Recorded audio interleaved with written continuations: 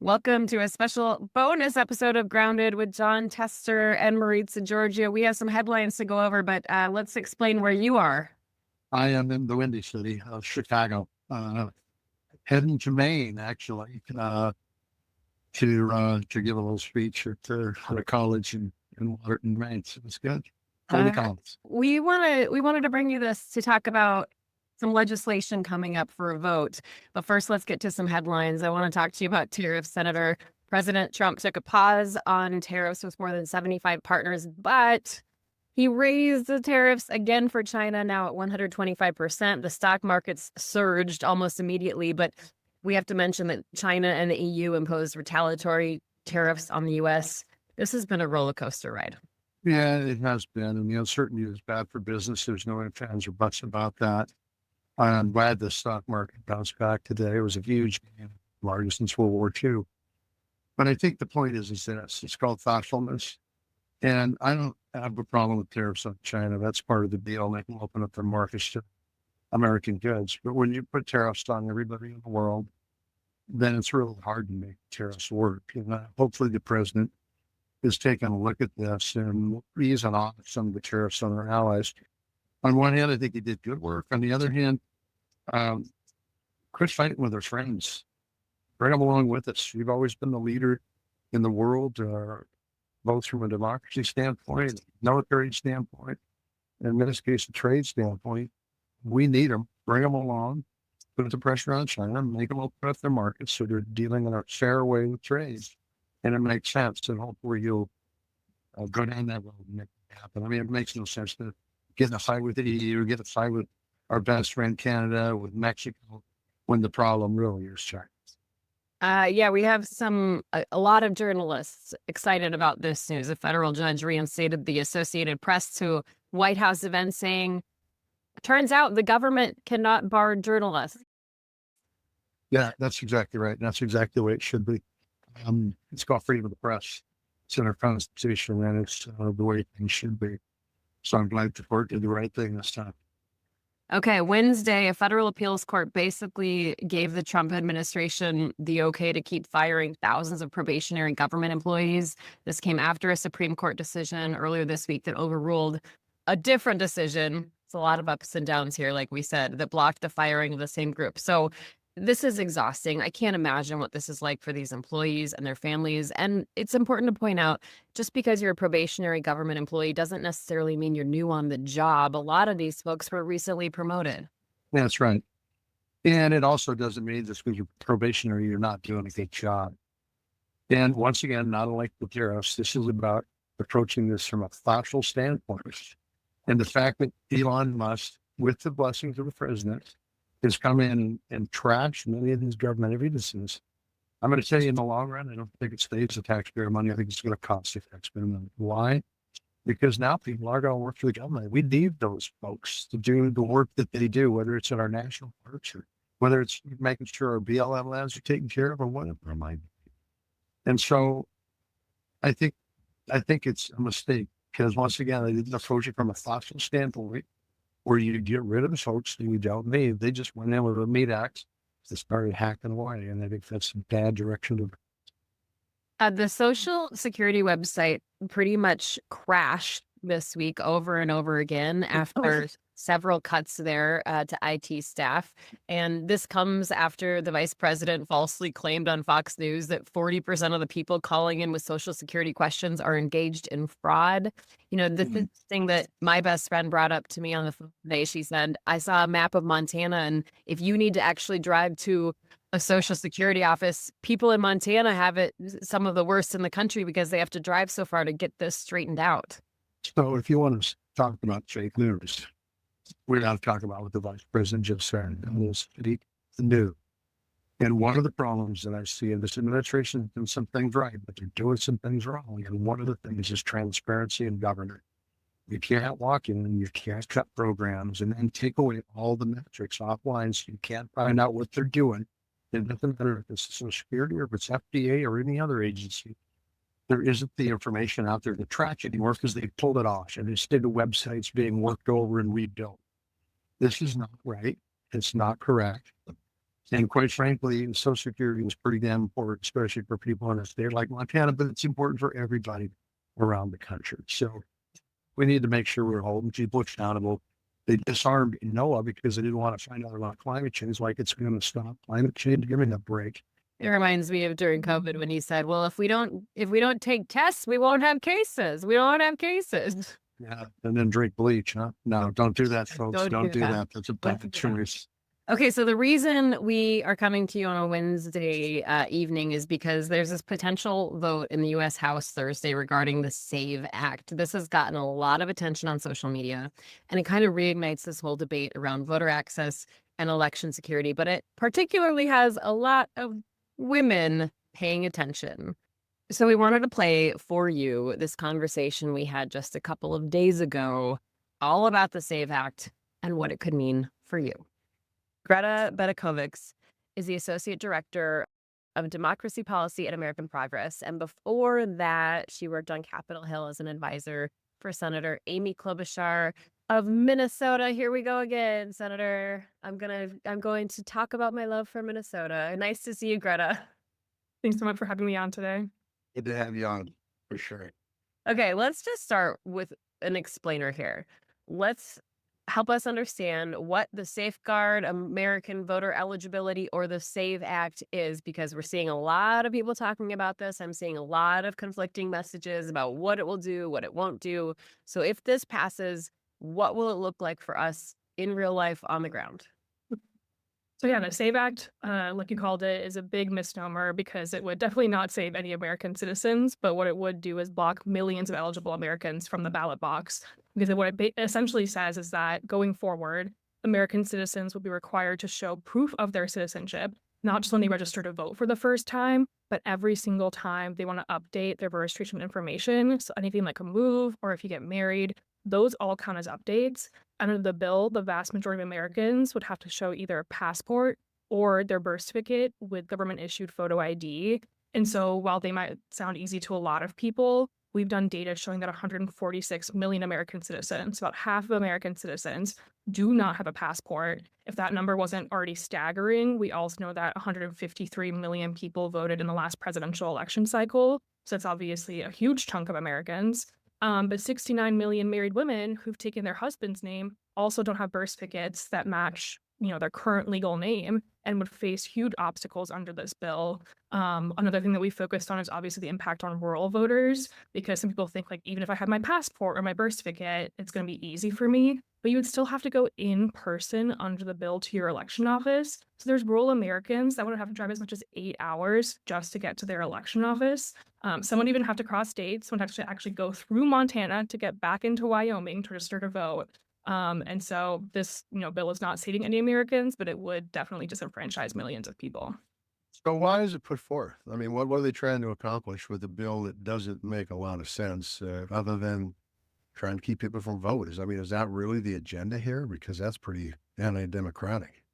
I think it is definitely part of the agenda, but I mean, they also claim that it's to stop election fraud and that this is an election integrity bill. I mean, it's, the thing that they've been harping on for years is claiming that there are hundreds of thousands, if millions of non-citizens voting in U.S. elections. At the same time, they're unable to show any proof of that.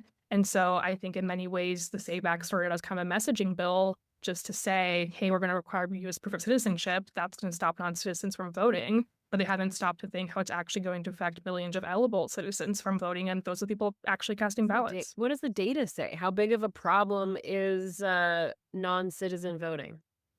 I mean, the data shows that it's, so minuscule as to be like statistically, non-considerable. I mean, even the Heritage Foundation, right, authors of Project 2025, years ago put out this massive report that was their kind of like election fraud report, and they were only able to find 41 instances of non-citizen voting in the 40 years of elections that they studied. And I checked, so there were 2.3 billion ballots cast in that amount of time, 40 years of federal elections by Americans. So that's like 0.7017 fraction of all ballots cast. So like it's zero to like the closest number you round it to. And again, that's from the Heritage Foundation, right? But also Mike Johnson, Representative Johnson, last presidential election cycle said too that he wasn't able to find any evidence of non-citizen voting, that it was just something that was intuitive. And so they're willing to, continue pushing this bill that would cost American citizens their right to vote based on intuition. So one of the things that when I was a U.S. Senator, we dealt a lot with was passports. They're not easy to get, and it's not like you apply one day and you get them even in a month. It's a month, half a year process, and that's not out of the ordinary at all. And with Musk cutting a lot of these agencies, who knows how long it's going to take now. But the question is okay, so my birth certificate says my name on it. My wife's birth certificate does not. So is this really an effort to keep women from voting? They say it's not, because there's a provision in the bill that essentially directs states to figure out what to do in cases of name discrepancies. And so it's not an established process, right? So states can do this 50 different ways. And most would likely then have to pass laws saying that you can show a marriage license in collaboration, right, with your birth certificate in order to kind of like chronicle how you've changed your name to prove who you are. And so for somebody who's been married once, that could be fairly simple. You have your marriage license. For somebody who's been married multiple times, maybe as much as 3 times, that becomes incredibly difficult. And especially for a lot of elderly Americans whose marriage license was maybe issued, 50, 60 years ago, a lot of people don't have that on hand and may have lost it. And all of a sudden it's going to be key for them to register to vote, or even just truly just to update their registration if they move across town, if they move across the street, or if they move into like an elderly care facility, for example. And all these things cost money, by the way. If you want to go get a copy of your marriage certificate, I think you got to go to the courthouse, but I'm not sure if it's the courthouse a county you were married in or the county you live in now. I think it's the county you're married in. I'm not. And it's people were married in. So a lot of people could traveling back there, paying about $30 for a copy of this. And again, if you've been married multiple times, that's multiple journeys. And the first time passport cost is $165, not including expedited shipping if you need it. Right, exactly. So this does become a dollar and cents item. And for a lot of folks that say, you know what, my vote doesn't count anyway, which, by the way, they all count. And they'll just say, the hell with it, we're not going to vote. Exactly. So Greta, what kind of pushback are you seeing? Is this a party line support issue, or is there pushback from the Republican side here? It's been fairly consistent along party lines. So the SAVE Act actually passed Congress during the 118th Congress, last Congress. It passed the House. It passed the House. And it was voted on by 5 Democrats as well. So generally party line, but we do see some dissension, I think, especially because it's really targeted as like a non-citizen voting bill that can be difficult to message around, obviously. But I don't think we've seen really Republicans peel off, even though I think in many ways to a lot of voters, the SAVE Act has become toxic because they associate it now with like preventing married women from voting. They've associated with preventing members of the military deployed overseas from registering to vote as well, having terrible impacts on rural voters, working class voters. And, there's members who've been confronted at town halls about this and basically asked to defend this in the public sphere, and they kind of couldn't and said that they would go back and read the bill and like look at it again. But we actually haven't seen Republicans, turn against it. Or even last week, they had chance in committee to make amendments to, for example, help married women at least symbolically, or help military overseas voters at least symbolically by trying to make the bill better. And they, chose not to. It's pretty crazy. I'm going to ask the question Maritza was going to ask, and that is, are there laws on the books to already prevent people from voting? I mean, do we need another tier of laws? Do we need another volume in our records, or is it already illegal to vote if you're not a citizen? And can this already be taken care of with the laws that are on the books? Absolutely, yeah. I mean, it's been federal law for decades now that non-citizens can only not vote in U.S. elections, but they can't even register to vote in U.S. elections. They can be sentenced to up to 5 years if that's something that they do. So it's it's a pretty strict law. But one of the things that Republicans and even President Trump executive order keep emphasizing is that they want, registration forms to ask if you're a U.S. citizen so that people have to attest to it. Well, the fact is that that's literally the first question on any federal registration form is whether or not you are a U.S. citizen, and you're attesting to that under penalty of perjury. And election officials already use federal and state databases to verify eligibility. And so one of the things that I keep pointing to people as well is like, not only do we have federal law to protect, non-citizens from not voting, it's a crime. It's also already federal law that Americans who register to vote have to provide identifying information. So for most voters, the top tier requirement is that you have to put down your driver's license ID number on the application. And that's what helps election officials recognize who you are and then check your eligibility. And if you don't have that to make the process accessible, you can provide your social security information, usually the last 4 digits of your social security number. But so the idea is that we already have actually ID laws that most people want to see in place. They don't realize that they're there. And the requirements the SAVE Act would just go so far beyond that and block so many millions of people.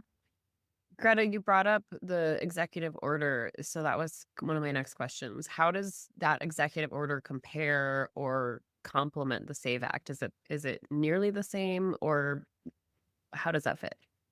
It's similar in a lot of ways. I do think the best way to look at it is that it was, President Trump's, unconstitutional, essentially unilateral attempt to enact the SAVE Act. It does the same thing, when trying to require proof of citizenship on registration forms and things like that. But a key area of difference that I think should alarm a lot of people as well is that birth certificates are not even mentioned in the executive order affirmatively as like proof of citizenship. So it's really only a passport that Americans could actually use to prove their citizenship status that's valid under the executive order.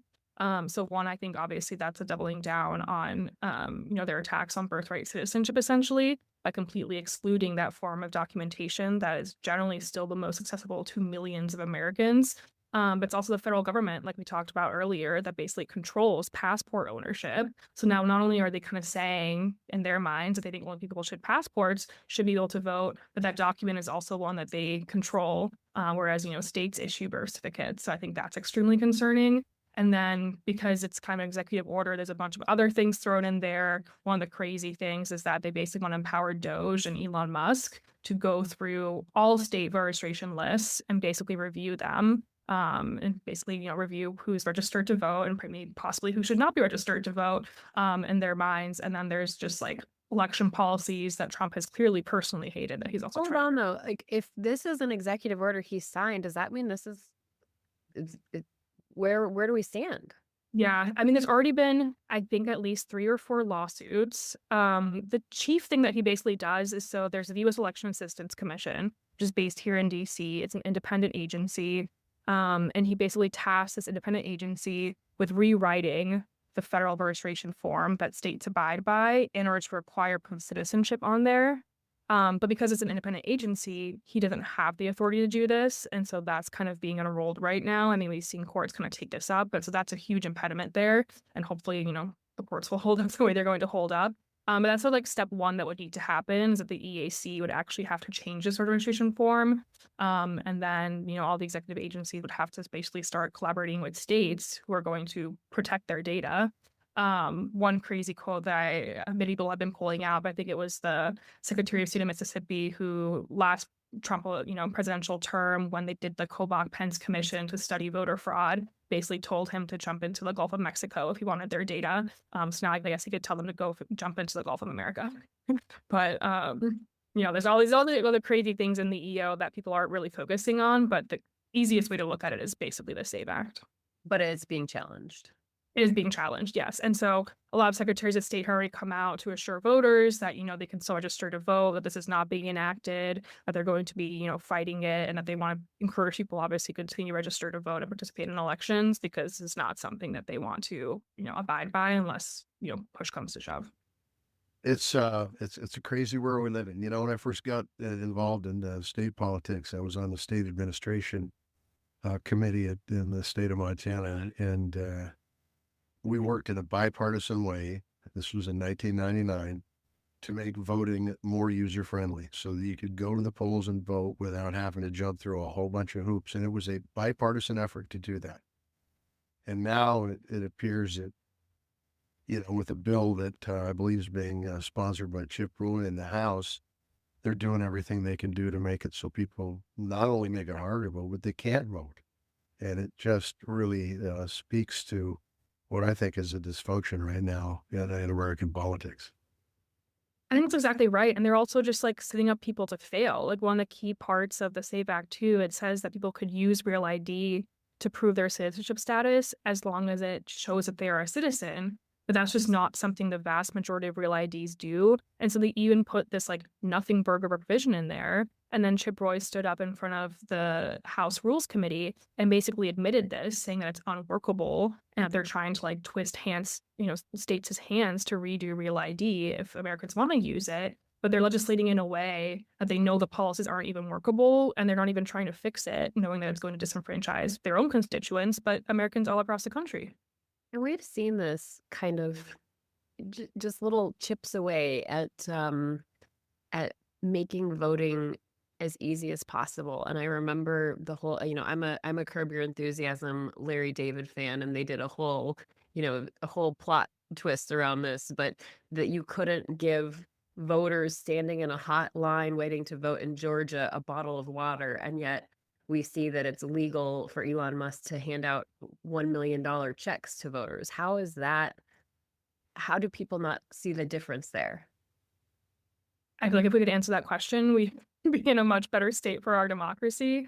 But I mean, I completely agree. I think one thing I was looking at too, and coming to talk to you both was even examples from Montana during COVID, in which, people on Blackfoot Reservation weren't able to get their ballots returned because, that's considered, if people who are paid to help them return those ballots, take money for their job, because it's literally their job, it's what they're getting paid for, then that's considered vote tampering to help somebody who's had heart surgery and is living on a reservation return their ballot. But yeah, Elon Musk can just write, now handfuls of people, $1 million checks to be, quote unquote, spokespeople for the campaign. And I mean, I think that level of corruption and inequality is obviously just growing, but I do think it's things like the SAVE Act make people realize that it's also just like indiscriminatory, right? Like it's an attack on voting. It's not just an attack on Democratic voting. It's not even trying to promote Republican voting. It's just trying to stop voting, period.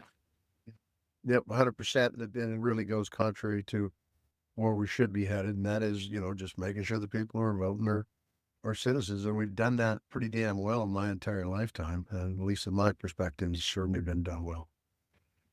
Okay, Greta Bedekovics, the Associate Director of Democracy Policy at American Progress. Thank you so much for joining us. Thanks so much for you both. Have a great week. Good to have you on. Thank you. What do you make of all that? Well, I just think it's taking what I think is we'll just call it a lie, and trying to put policy around a lie, and that kind of policy is never good. It always impacts people who are honest, voting public. And it's going to keep them from voting. And I think it's just the wrong direction to be going. Like I said, when I was in the state legislature, we sat around and some of the people on that state ad committee were very, very right wing, but we all had one thing in common, and that was we were going to try to make voting as user friendly as possible. Make sure the people who can vote could vote. And this goes just against that. This is making sure the people who can vote can't vote. And I think it's particularly discriminatory against women. And look, and just say, well, you just go down to the courthouse and get your birth certificate, get your marriage license, or whatever it might be. It's not as easy as that. And oftentimes when people go in to vote, they don't have that stuff right in hand by the time you get an election day's over. Not to mention the financial part of this. I mean, I think that there is a level of privilege with a lot of people that they don't understand. There are many, many, many families in this country who don't have extra money for the gas it takes to drive to the election office or the county seat, daycare, the time off work, all of that. And it's really prohibitive when you have to make multiple trips into your county courthouse to do something like this for a lot of people. That's 100% correct. And it really does impact people who are out there too busy making a living to really worry about elections. And those are the folks that elections impact more than anybody else. So we ought to be encouraging them to go vote. We shouldn't be putting up roadblocks. And I didn't know much about this bill, quite frankly, but the more it's explained, the more it does is just put up more roadblocks so people can't get to the polls, and a select few end up voting for who's going to be our leaders in this country. And that's not how a democracy should be working. Have you ever watched Curb Your Enthusiasm? I don't get HBO, so no, I haven't watched it. You gotta watch it on a plane. There's a whole season about Larry David giving a voter a bottle of water in Georgia, and he gets arrested and prosecuted. Yeah, right. That's the way it should be, right? That's correct. No water, no water. All right, let's see. You have a tan hat on with a denim blue brim, and there's an emblem, a patch. Let's see. You get a close-ups. Oh, Great Falls International Airport. Absolutely. You know, it's my airport of choice because it's the closest one to the farm. And I don't know why I'm wearing it today. I got no good excuse other than the fact that we appreciate affordable air travel. And hopefully we can continue getting more planes into Great Falls and more providers. I'm always, when I was in the Senate anyway, giving guys hell for not having, we got basically United and Delta and Alaska and Great Falls, and we need a little Southwest and a little American action there too. That'd be great. So I gotta come. Well, we don't have Southwest in Missoula, but we do have a few more options. I got to tell you, I've flown them all, and they're all pretty damn good in my book. So we'll take more competition any way we can get it. What kind of airport traveler are you? Are you like a last minute kind of guy? Or are you a stressor? Like you get there really early? I get there plenty early. Oh boy. You're the dad. You're the dad who gets there way too early and then you pace around. No, I don't pace. I just sit there on my iPad and do some work or play games, one or the other. And my wife, who takes liquid prescriptions with her, she insists we get there ideally 2 hours early, even in a small airport like Great Falls, but at a minimum, a solid hour, and usually an hour and a half, because she never knows. And by the way, she doesn't ever know if they let the stuff slide through or they're going to put up a fuss. And so we used to have that problem with TV camera equipment also, and you don't know what's going to hold you up. Never know. And so rather than miss a flight, it doesn't hurt to be there a little earlier. So. Well, I want to thank our guest, Greta Bedekovics. We want to thank our friends at ProJam for letting us use their music. You can find us on Substack, Blue Sky, Instagram, and YouTube. You can email us anytime at groundedpcast@gmail.com. And thank you to our listeners for joining us. We'll chat soon. Yeah, thanks for being here. Tally ho.